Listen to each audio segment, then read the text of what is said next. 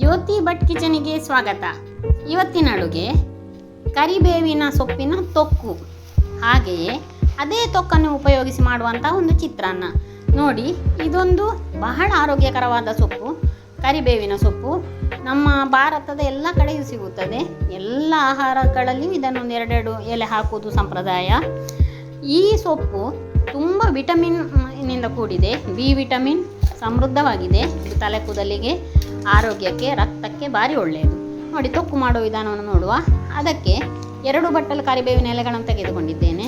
ಮತ್ತು 1 ಇಂಚು ಶುಂಠಿ, 10 ಬೆಳ್ಳುಳ್ಳಿಯ ಸಳುಗಳು, 1 ನೆಲ್ಲಿಕಾಯಿ ಗಾತ್ರದ ಹುಣಸೆ ಹುಳಿ, ಮತ್ತು 4 ಬ್ಯಾಡಗಿ ಮೆಣಸು, ಮತ್ತು ಈ ಕರಿಬೇವಿನ ಎಲೆ.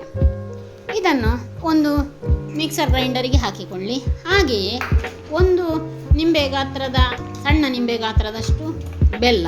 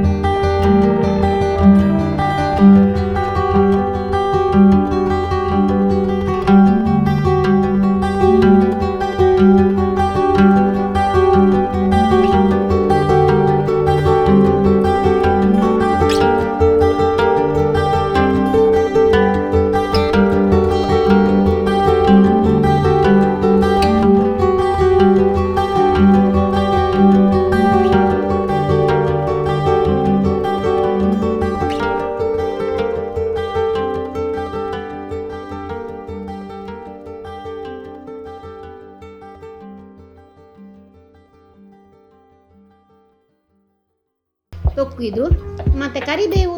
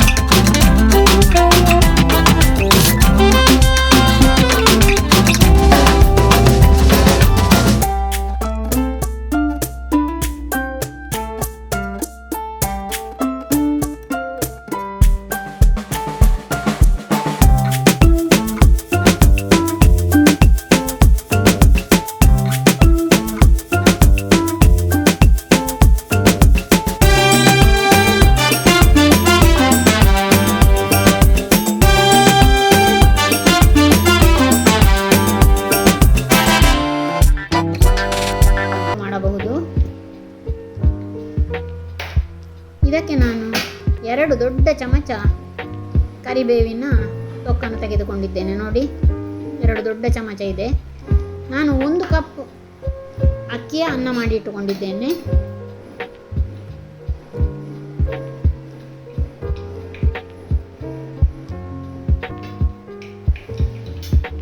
ಸಾಸಿವೆ ಸಿಡಿದ ನಂತರ ಅದಕ್ಕೆ 1 ತುಂಡು ಕೆಂಪು ಮೆಣಸು, ಒಂದು ಸ್ವಲ್ಪ ನೆಲಕಡಲೆ,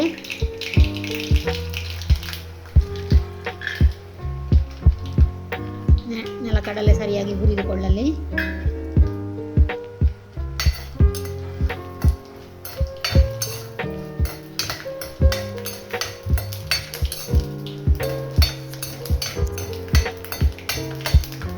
ಇದು ತಯಾರಾದ ನಂತರ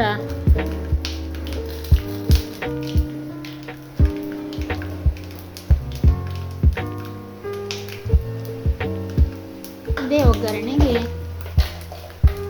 ಖಾರ ಬೇಕಿದ್ದರೆ 1 ಚಮಚ ಮೆಣಸಿನ ಹುಡಿ ಅಥವಾ 1 ಕಾಯಿ ಮೆಣಸು ಯಾವುದೂ ಹಾಕಿಕೊಳ್ಳಬಹುದು.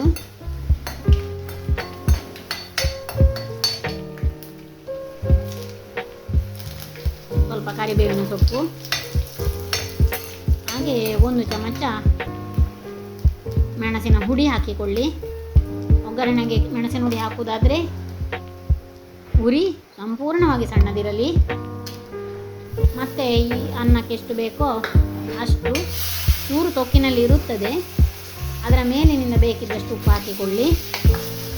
ಈಗ ನೋಡಿ, ತೊಕ್ಕನ್ನು ಹಾಕಿ ಅದೆಲ್ಲ ಉರಿ ತುಂಬ ಸಣ್ಣದಿರುವಾಗಲೇ ಹಾಕಿಕೊಳ್ಳಿ. ಅನ್ನವನ್ನು ಸೇರಿಸಿಕೊಳ್ಳಿ. ಅತ್ಯಂತ ಸುಲಭದಲ್ಲಿ ಒಂದು ನಮಗೆ ಕರಿಬೇವಿನ ಚಿತ್ರಾನ್ನ ಮಾಡಬಹುದು. ಇದು ಬಹಳ ಸಿಹಿ, ರುಚಿ, ಖಾರ, ಹುಳಿ ಎಲ್ಲ ಇದ್ದು ಬಹಳ ರುಚಿಯಾಗಿರುತ್ತದೆ. ಮಧ್ಯಾಹ್ನದ ಬುತ್ತಿ ಊಟಕ್ಕಂತೂ ಹೇಳಿ ಮಾಡಿಸಿದನ್ನ. ಈ ತೊಕ್ಕನ್ನು ಸ್ವಲ್ಪ ಜಾಸ್ತಿ ಮಾಡಿ ಇಟ್ಟುಕೊಂಡರೆ ನಮಗೆ ಈ ಥರದ ಕರಿಬೇವಿನ ಚಿತ್ರಾನ್ನ ಮಾಡಿ ಬುತ್ತಿಗೆ ತೆಗೆದುಕೊಂಡು ಹೋಗಬಹುದು. ಇದನ್ನು ನಾನು ನಿಮಗೆ ತೋರಿಸುತ್ತಿದ್ದೇನೆ. ಈ ಥರದ ಚಿತ್ರಾನ್ನ ಮಾಡಲು ನಮಗೆ ತೊಕ್ಕೊಂದಿದ್ದರೆ ಕ್ಷಣಾರ್ಧದಲ್ಲಿ ಈ ಚಿತ್ರಾನ್ನವನ್ನು ಮಾಡಬಹುದು. ಹಾಗೆಯೇ ನೀವು ಒಮ್ಮೆ ಪ್ರಯತ್ನ ಮಾಡಿ ನೋಡಿ. ಅತ್ಯಂತ ಆರೋಗ್ಯಕರವಾದ ಕರಿಬೇವಿನ ಚಿತ್ರಾನ್ನ ಹಾಗೂ ಕರಿಬೇವಿನ ತೊಕ್ಕು, ಇದು 2 ಕೂಡ ರುಚಿಕಟ್ಟಾಗಿದೆ. ಉಪ್ಪು, ಹುಳಿ, ಖಾರ ಮಿಶ್ರಿತವಾದ ಈ ಅನ್ನ ಹಾಗೂ ತೊಕ್ಕು ಎಲ್ಲದಕ್ಕೂ ಹೊಂದಿಕೊಳ್ಳುತ್ತದೆ. ನೋಡಿ, ಒಮ್ಮೆ ನೀವು ಪ್ರಯತ್ನ ಮಾಡಿ. ಲೈಕ್ ಮತ್ತು ಶೇರ್ ಮಾಡಲು ಮರೆಯದಿರಿ. ಈ ವಿಡಿಯೋವನ್ನು ನೋಡಿದ್ದಕ್ಕಾಗಿ ಧನ್ಯವಾದಗಳು. ಜ್ಯೋತಿ ಭಟ್ ಕಿಚನನ್ನು ಸಬ್ಸ್ಕ್ರೈಬ್ ಮಾಡಲು ಮರೆಯದಿರಿ. ಧನ್ಯವಾದ.